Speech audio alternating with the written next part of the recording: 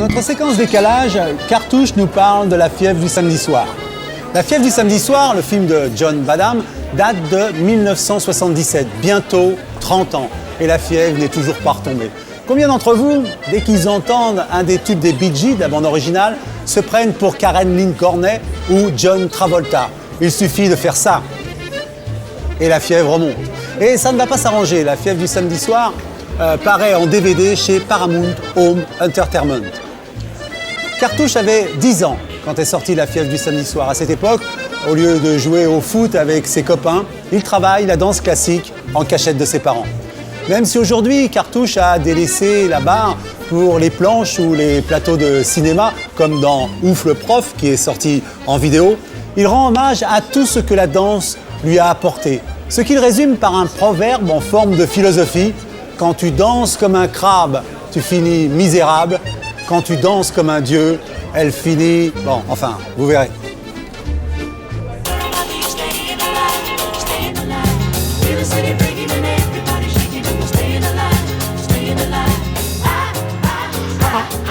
Staying alive, staying alive. Grâce à la danse, j'ai pu gagner ma vie. Grâce à la danse, j'ai pu séduire des filles. Grâce à la danse, j'ai pu séduire une fille dont j'étais amoureux. Grâce à la danse, j'ai pu danser avec plein de personnes. Grâce à la danse, j'ai pu danser avec des gens que je ne connaissais pas. Grâce à la danse, j'ai pu...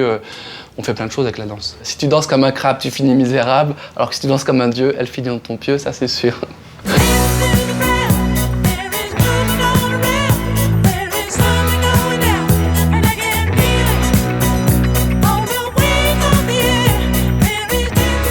La fièvre du samedi soir, c'est un film de 77 de John Badham avec John Travolta qui joue le rôle de Tony Manero, un fils d'émigrés italiens qui travaille dans un magasin de couleurs et qui, tous les samedis soirs, se prépare à danser parce qu'il adore le disco. C'est l'époque du disco.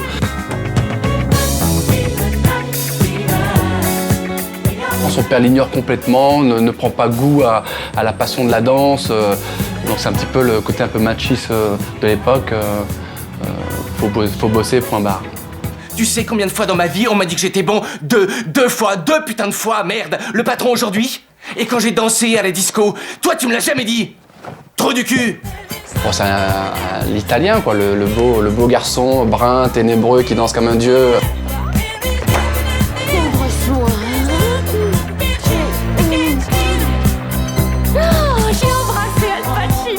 Jusqu'au jour, il y a un concours dans sa même boîte, un concours où on gagne, je crois, $500 ou un peu comme ça.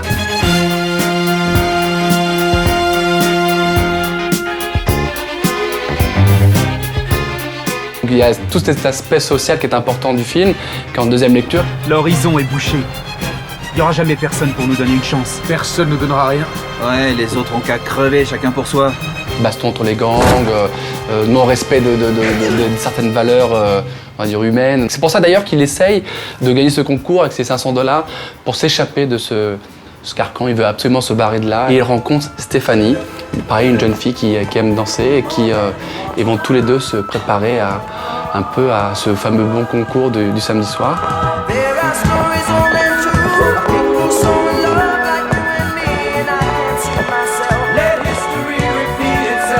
Il va essayer même d'aller un peu plus loin, de la séduire, elle va résister, elle va même le refuser. Comme il est un peu macho, ça va un petit peu le vexer. Stéphanie, laisse-moi t'accompagner jusqu'à chez toi. Je te l'ai dit, la danse c'est rien d'autre, c'est clair?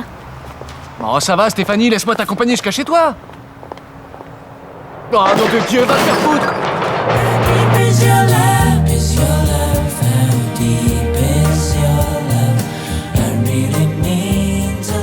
En fait, Tony est un danseur animal. C'est pas un danseur avec une technique, c'est plutôt un danseur qui sait bouger, qui sait jouer de sa sensualité et de son corps, qui est plutôt dans le tape à l'œil et dans la frime.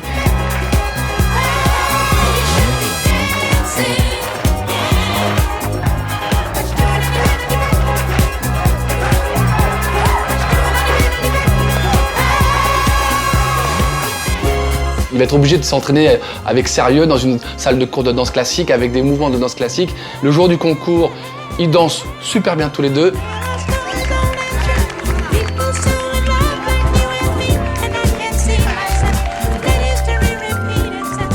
Mais malheureusement, il y a des couples avant qui dansent et qui sont meilleurs que lui. Et là, à la fin du concours, le patron du concours et de la boîte va donner le prix à Tony et à Stéphanie, mais en fait, il le reçoit très très mal. Écoute, on a gagné. Stéphanie, c'était truqué.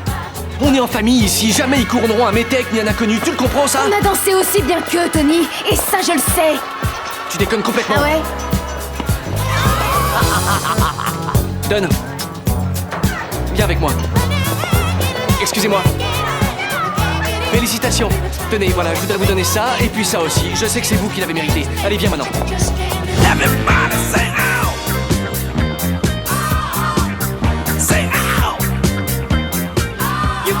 Alors, mes mouvements préférés de John Travolta.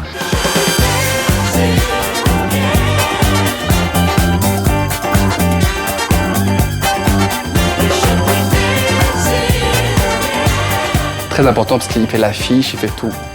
Je sais pas, il se met sur le côté et hop là. Comme le père de Tony, j'ai eu un papa qui n'était pas spécialement pour la danse et je me suis retrouvé moi, à différence de Tony, moi à me cacher un peu plus à faire de la danse et donc être certainement comme lui, malheureux de ne pas pouvoir partager ça avec son père, d'être comme lui, être obligé d'avoir une passion et de ne pas être soutenu. Mais qu'est-ce qu'il te prend? Arrêtez! Attention à la chemise, petite conne! Ça suffit, ça. Le piège aussi donc, dans la danse, et en particulier dans la danse classique, c'est qu'on pense que tous les garçons sont homo. Ce qui est faux.